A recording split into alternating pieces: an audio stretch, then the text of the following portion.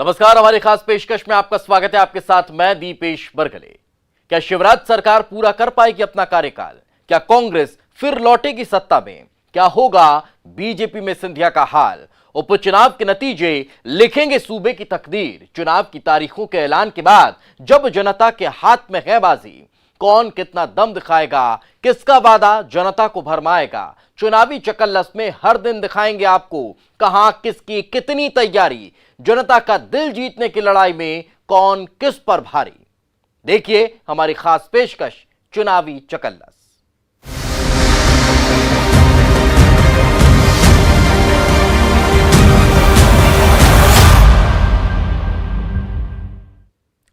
Ticket की आस पूरी नहीं हुई तो पार्टी से बगावत कर चुनावी मैदान में उतर गए और कहलाए बागी।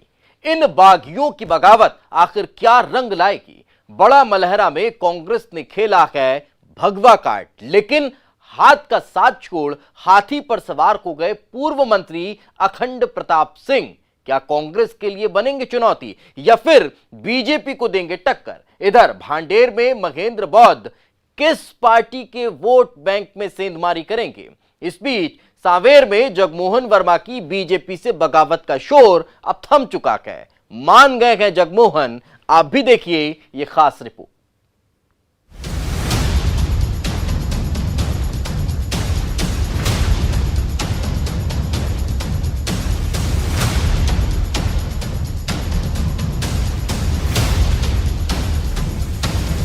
बागी आखिर किसका बिगाड़ेंगे खेल?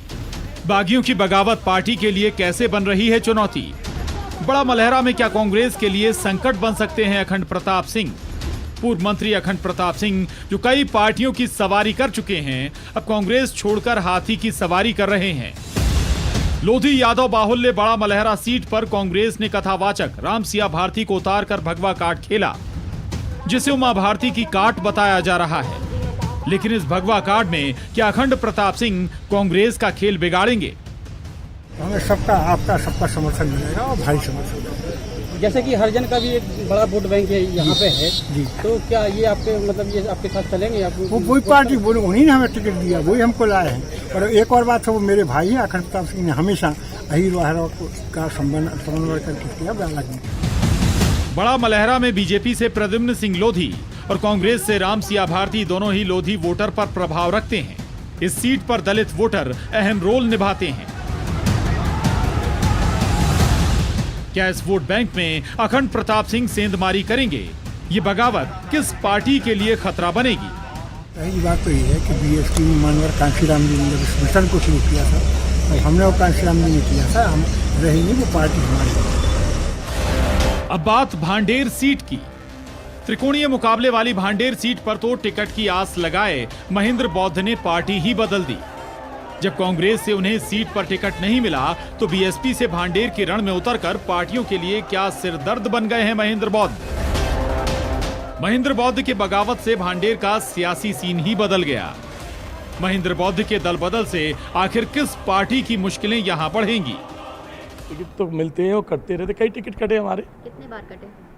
करीब 5-6 बार तो कट चुका है। लोकसभा, राज्यसभा, लोकसभा, राज्यसभा, विधानसभा सब कटे, लेकिन इनसे कोई न पार्टी छोड़ी जाती है न पार्टी पकड़ी जाती है। मैंने पहले ही बताया कि कांग्रेस की बहुजन समाज पार्टी की जो विचारधारा है वो काफ़ी एक है। तो हम लोग चलो कांग्रेस का मजा लिया, 50 साल रहे हम लोग, 50 साल।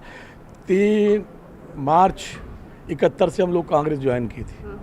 अब हमने जो बहुजन का भी देखें कि यहाँ हम लोग कितनी लड़ाई लड़ सकते हैं, गरीबों की लड़ाई लड़ सकते हैं।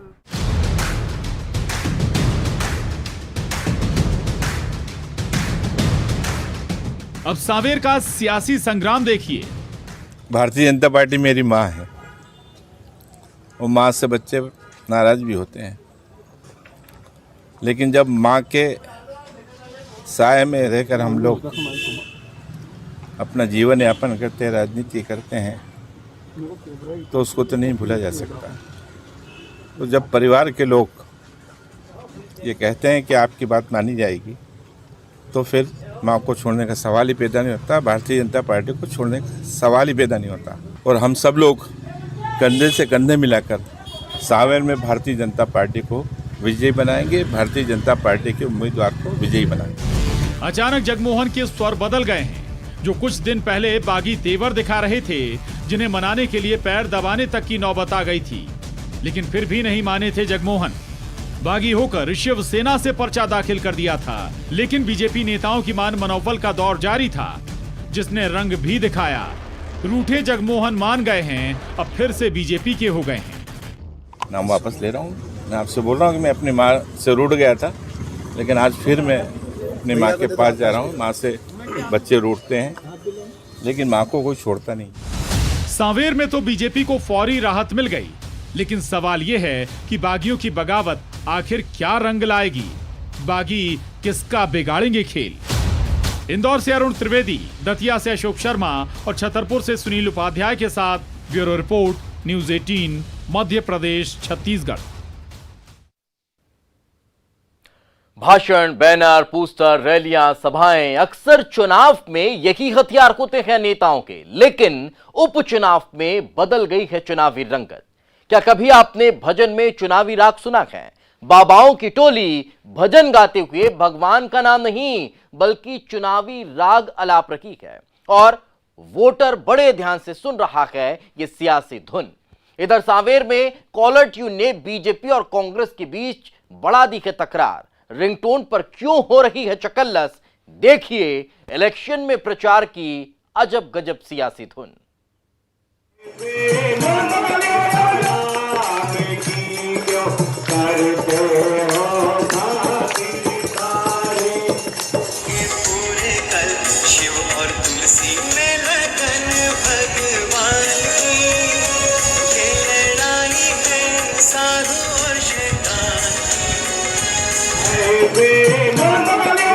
संतों की टोली में गाए जा रहे भजन में आप अगर भगवान की कोई लीला को सुनने की कोशिश करेंगे तो आपको सुनाई नहीं देगी। कान पर जोर देकर भगवान का नाम सुनने की कोशिश करेंगे तो वो भी आपको सुनाई नहीं देगा। यहाँ भजन में भगवान का नाम नहीं जपा जा रहा, फिर भी यहाँ बैठे लोग मग्न हैं, क्योंकि यहाँ छेड़ी जा रही है सियासी धुन। संतों की ये टोली छेड़ रही है चुनावी राग, भजन पर चढ़ गया चुनावी रंग।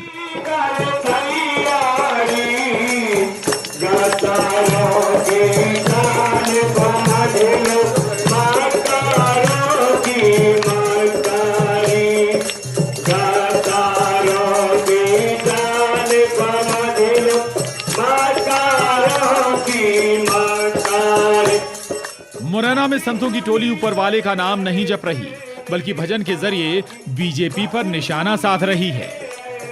उपचुनाव में प्रचार का यह अनोखा तरीका है, जहां भजन में सुनाई जा रही है चुनावी गाथा। बिकाऊ कितने टिकाऊ का 28 सीटों पर राग छेड़ रही कांग्रेस मुरैना में भजन के जरिए वोटर तक ऐसे पहुंचा रही है अपनी बात। संतों के साथ भजन में संगत दे रहे हैं कांग्रेस के स्टार प्रचारक कंप्यूटर बाबा।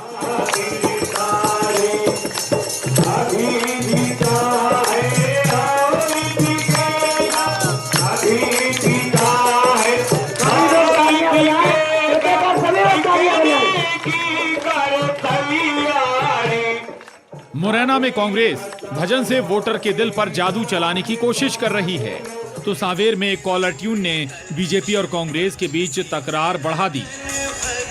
सांवेर में बीजेपी कार्यकर्ताओं के मोबाइल पर बज रही इस रिंगटोन की धुन पर छिड़ गई है सियासी जंग। सांवेर में साधु और शैतान की लड़ाई अब कॉलर ट्यून पर क्या उतर आई है, जहां बीजेपी के कार्यक्रम में लिखी इस इबारत पर बवाल मच गया है। अब वही धुन कॉलर ट्यून पर सुनाई दे रही है। बीजेपी का कहना है राजनीति का इससे कोई लेना देना नहीं, ये तो कार्यकर्ता का उत्साह है। यहाँ तक कॉलर ट्यून की बात है तो आजकल सोशल मीडिया का जमाना है, उपचुनाव का माहौल है, और आप देखेंगे कि भारतीय जनता पार्टी के कार्यकर्ता हो या सांवेर का आम जन हो, उसमें एक उत्साह का माहौल है। इसलिए सोशल मीडिया का उपयोग करते हुए कॉलर ट्यून ये कार्यकर्ताओं द्वारा, जनता द्वारा बनाई गई है, और आप देखेंगे इसका बहुत अच्छा प्रतिसाद मिल रहा है, जिसके अंतर्गत शिव और तुलसी दोनों मिलकर सांवेर का विकास करेंगे और जो उन्होंने वादे किए हैं वो निभाएंगे। वहीं कांग्रेस ने इस कॉलर ट्यून पर आपत्ति जताई है। कांग्रेस कह रही है चुनाव में जनता बताएगी कौन साधु कौन शैतान।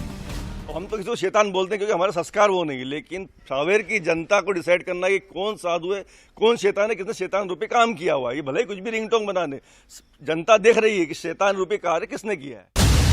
उपचुनाव पूरे शबाब पर है, बयानों के तीर चलाए जा रहे हैं और अब प्रचार के इस अनोखे तरीके ने सियासी पारा और बढ़ा दिया है। इस प्रचार के अनोखे तरीके पर वार पलटवार और तीखे हो जाएं तो कोई नई बात नहीं होगी। सवाल है कि आखिर वोटर सुनेगा कौन सी पार्टी की सियासी धुन।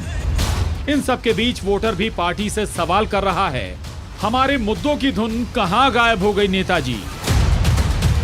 भोपाल से अनुराग श्रीवास्तव और इंदौर से अरुण त्रिवेदी के साथ bureau report, news 18, Madhya Pradesh, Chhattisgarh. Break के बाद एक बार फिर आपका स्वागत है। कोरोना के दौर में हो रहे हैं ये उपचुनाव, लिहाजा सोशल मीडिया की अहमियत भी बढ़ चुकी है। तो चुनावी तापमान बढ़ा रखे वायरल वीडियो, बड़ा मलहरा, मुंगावली और आगर मालवा सीट पर सोशल मीडिया पर वायरल हो रखे वीडियो में ऐसा क्या दिखाई दिया कि वोटर से ज्यादा सियासी दल इन्हें तलाश तलाश कर देख रहे हैं। आप खुद भी देख लीजिए।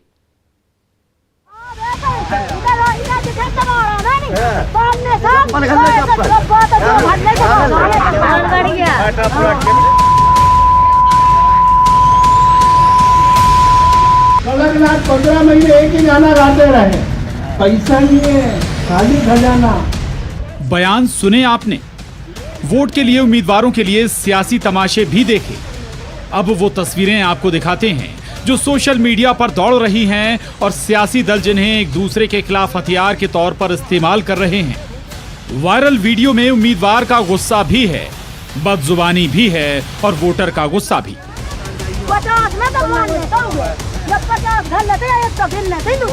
बड़ा मलहरा में ये वीडियो वायरल हो रहा है। इस वीडियो में एक ग्रामीण महिला बीजेपी कैंडिडेट पर भड़क रही है, यहाँ तक कि ये स्थानीय भाषा में ये भी बोल गई कि प्रद्युम्न सिंह लोधी के गांव में आने पर उसे पीटेगी। लेकिन खास बात ये कि कांग्रेस कैंडिडेट राम सिया भारती खड़े होकर मुस्कुरा रही हैं और बार बार कह रही हैं, बहुत अच्छे, बहुत बढ़िया। आखिर ये कैसी हौसला अफजाई।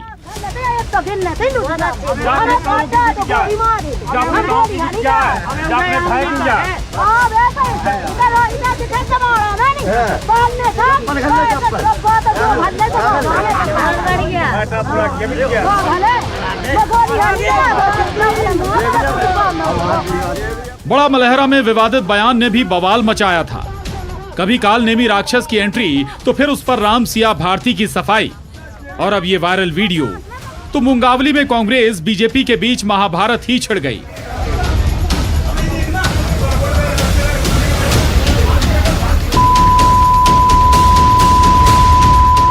आपको बीप की आवाज सुनाई दे रही होगी, क्योंकि जो कहा जा रहा है उसमें मर्यादा का ध्यान ही नहीं रखा गया।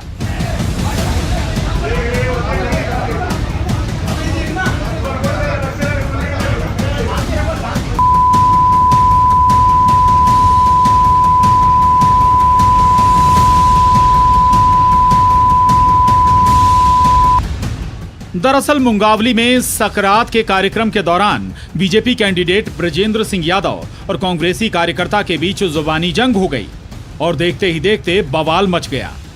पार्टी क्यों बदल ली, सवाल की शक्ल में जो जवाब आया और फिर जो हुआ वो आपके सामने है। कांग्रेसी आए 4-6 लोग, तो वो अब शब्द बोलने लगे कि आपने एक पार्टी क्यों छोड़ी, ऐसे करके उनके मतलब आपसी विवाद होने लगा थोड़ा।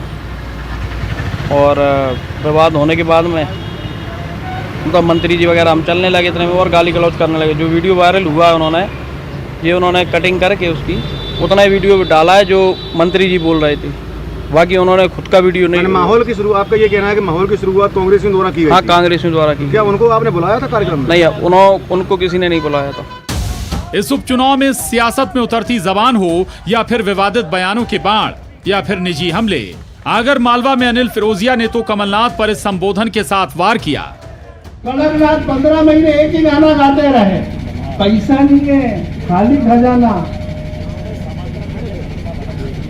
वो तो भला हो, बाबा महाकाल की कृपा हो गई तो शिवराज सिंह चौहान मुख्यमंत्री बन गए और उन्होंने 2300 करोड़ रुपया जो किसानों की ओर से मध्य प्रदेश सरकार को अंशदान डालना था बीमा राशि में, और उन्होंने वो बीमा राशि में अंशदान डाला तो 4600 करोड़ रुपया किसानों को बीमा आया। चुनाव शबाब पर है और विवादित बयान तेजी पकड़ रहे हैं। ऐसे में सवाल कि आखिर नेता कौन सी तस्वीर वोटर के सामने पेश कर रहा है। इन सब के बीच वोटर जो आस लगाए हुए है, उसे क्या अपनी बात इस चुनावी शोरगुल में सुनाई दे रही है? छतरपुर से सुनील उपाध्याय, अशोकनगर से समीर द्विवेदी, आगरमालवा से रजनीश सेठी के साथ bureau report, news 18, Madhya Pradesh, Chhattisgarh. अब इन सब के बीच उपचुनाव में नेता पुत्रों की एंट्री हो चुकी है। सीएम शिवराज के बेटे कार्तिकेय सिंह चौहान ने संभाल ली है चुनावी कमान। तो इधर 28 के रण में दिखाई दे रहा है गृह मंत्री नरोत्तम मिश्रा के बेटे सुकर्ण का अलग अंदाज। वोटर से कर रहे हैं इमोशनल अपील। सियासत में विरासत की डोर थामे ये युवा चेहरे क्या बदल पाएंगे तस्वीर? देखिए रिपोर्ट।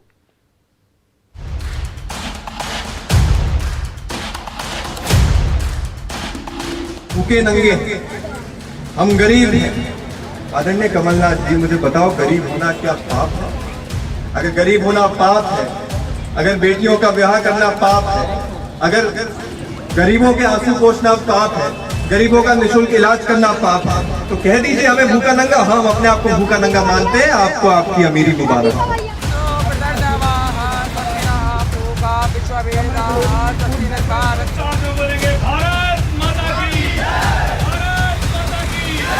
किसान के लिए अगर सबसे ज्यादा मेहनत करने वाला देश का कोई मुख्यमंत्री ना भूतो ना भविष्य आज तक हुआ है तो वो शिवराज सिंह चौहान हुआ है। सियासत के सूत्र नेता पुत्र, उपचुनाव में इसी सूत्र की डोर थामे नेता पुत्र एक्टिव मोड में नजर आ रहे हैं। 28 सीटों पर इन नेता पुत्रों की एंट्री के चर्चे भी हो रहे हैं।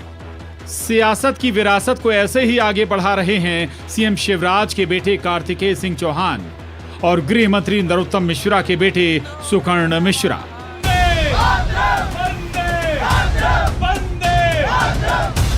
2018 के विधानसभा चुनाव में पार्टी और पिता के लिए चुनावी मैदान में डटे हुए थे कार्तिकेय, लेकिन उपचुनाव में अंदाज बेहद जुदा है।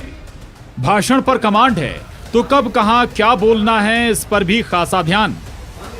हम ऐसी पार्टी से जिसकी रचना श्री पंडित दीनदयाल उपाध्याय जी ने करी।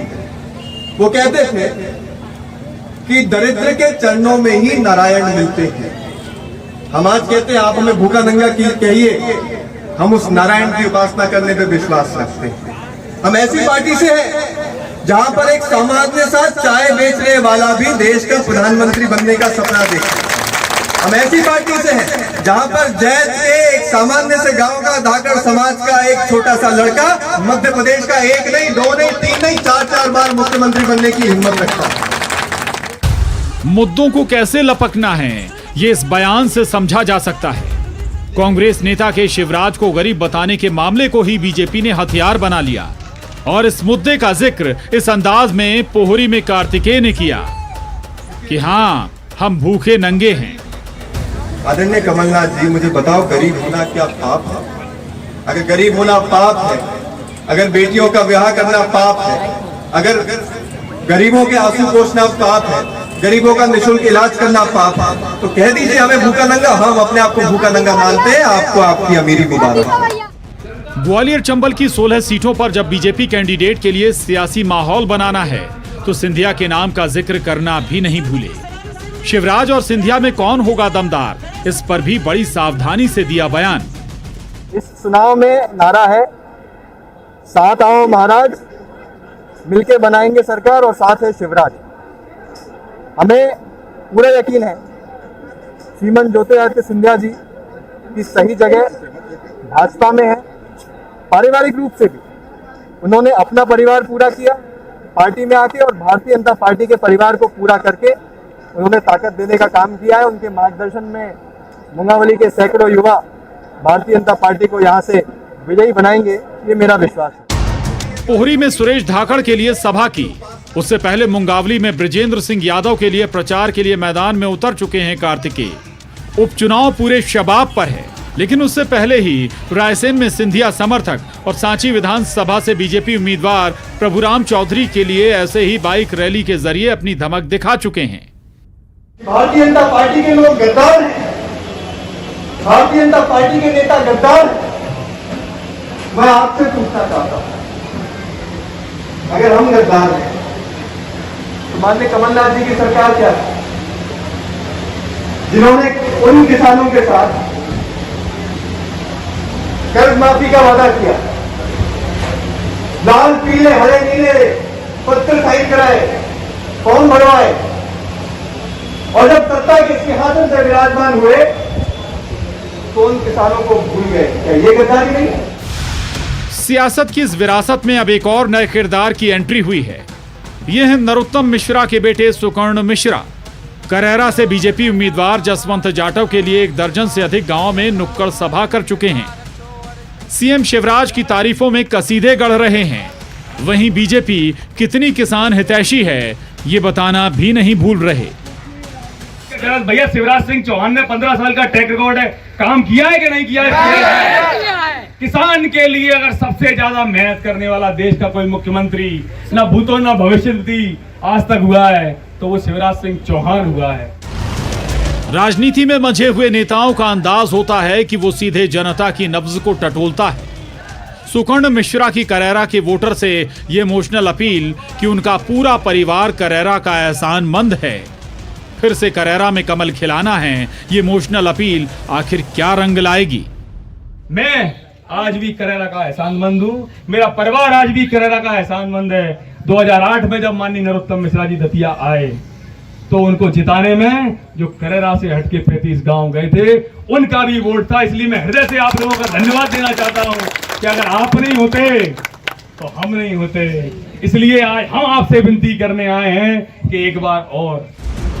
आखिर इन युवा चेहरों से कितनी बदलेगी उपचुनाव की तस्वीर? पिता की राजनीति की राह पर चलने वाले इन नेता पुत्रों का वोटर पर कितना चलेगा जादू, ये देखना दिलचस्प होगा। अशोकनगर से समीर द्विवेदी और शिवपुरी से अशोक अग्रवाल के साथ bureau report, news 18, Madhya Pradesh, Chhattisgarh. और इसी के साथ हमारे इस खास पेशकश चुनावी चकल्लस में आज फिलहाल इतना ही। दीजिए इजाजत, नमस्कार।